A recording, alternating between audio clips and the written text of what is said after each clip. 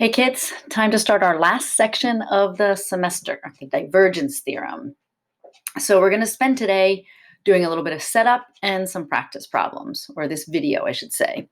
So I want you to remember that circulation, right, when we're talking about circulation of a vector field, of a surface or a curve, in 2D it would be a curve, 3D, right, a boundary. The tendency of the vector field as it's swirling around here to align with the tangent vectors.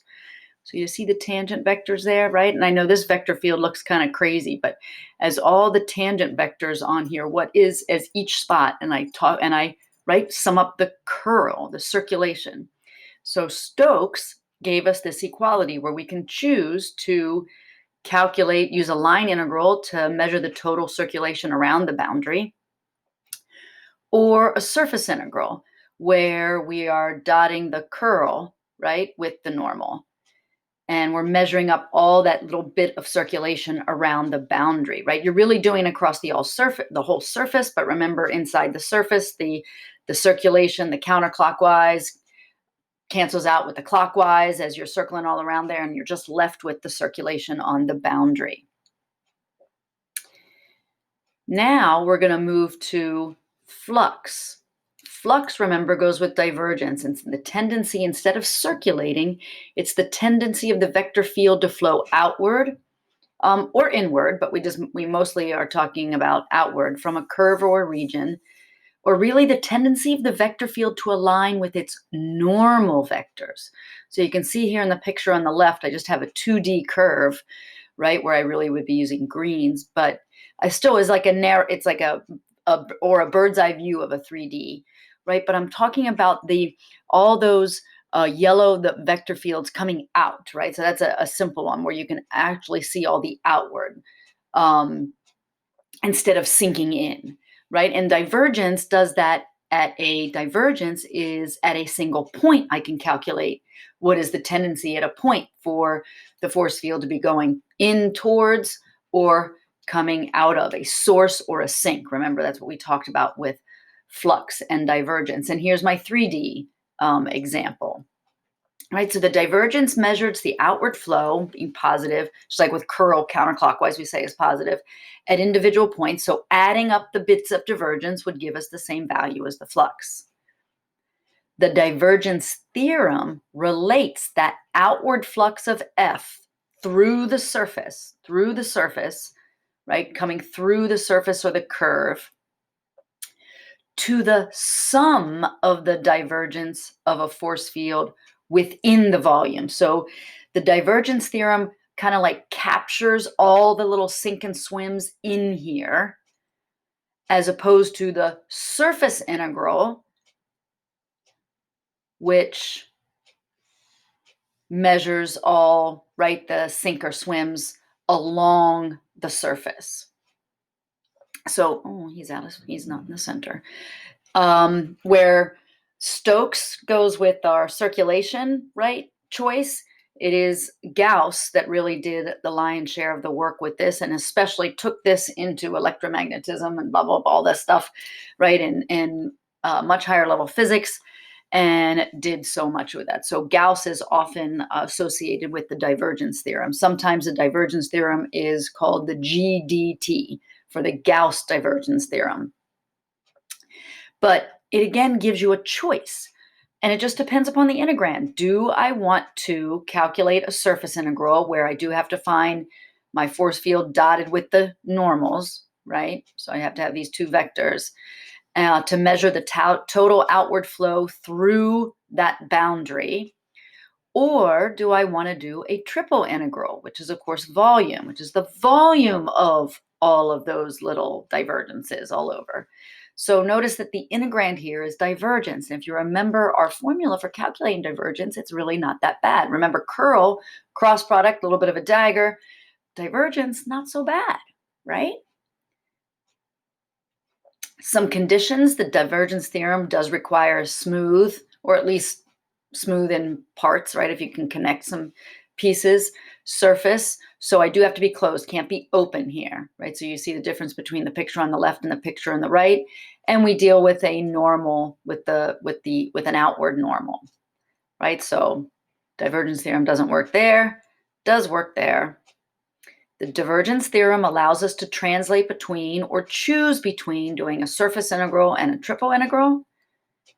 In other words, the flux coming out of the surface, which is what the surface integral tells us, is equal to the sum of all the sources and sinks within. That's the triple integral, the volume. Nope, don't know why that repeated. So let's do example 1. Evaluate the flux flux integral, right? Surface, this is a flux surface integral. F dot n, where I'm given an expression for my force, my vector force or my vector field, swirling around this surface. And this surface is bounded in z space by this paraboloid, and then on the bottom by the xy plane, right? So it is closed here on the bottom. So I satisfy the conditions of the divergence theorem, and I think of this as my I component, j component, k component, and I calculate the divergence so I can do the triple integral instead of dealing with this surface integral where I have to find my vector of normals.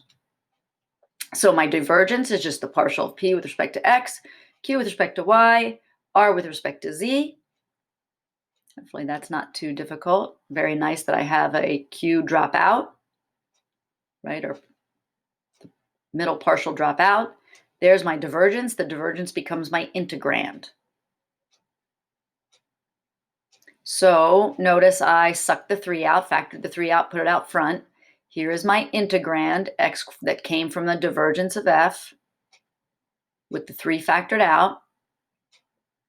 Remember, dv is dz, dy, dx, or dz, dx, dy, however you want to think about it.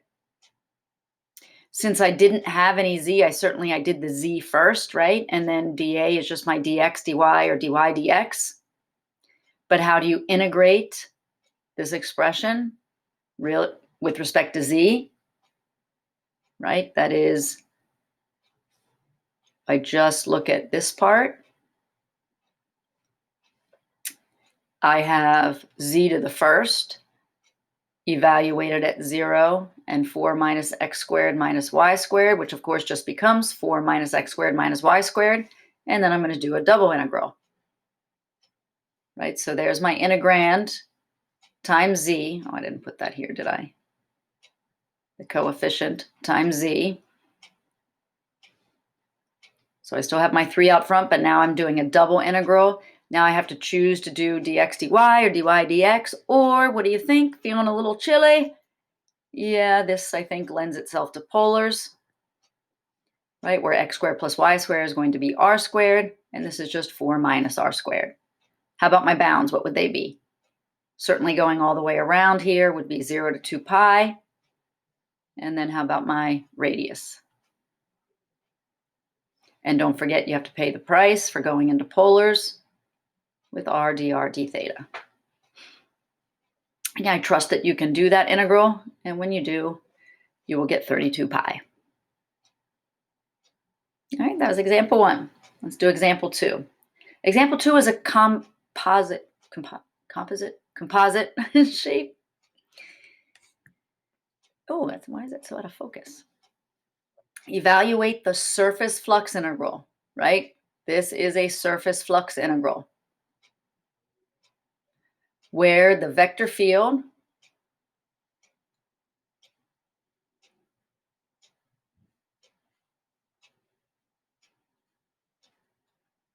looks like that. Consists of 3 surfaces where I've got this paraboloid again here, and then a cylinder here, and then the bottom is closed. That's all that this means.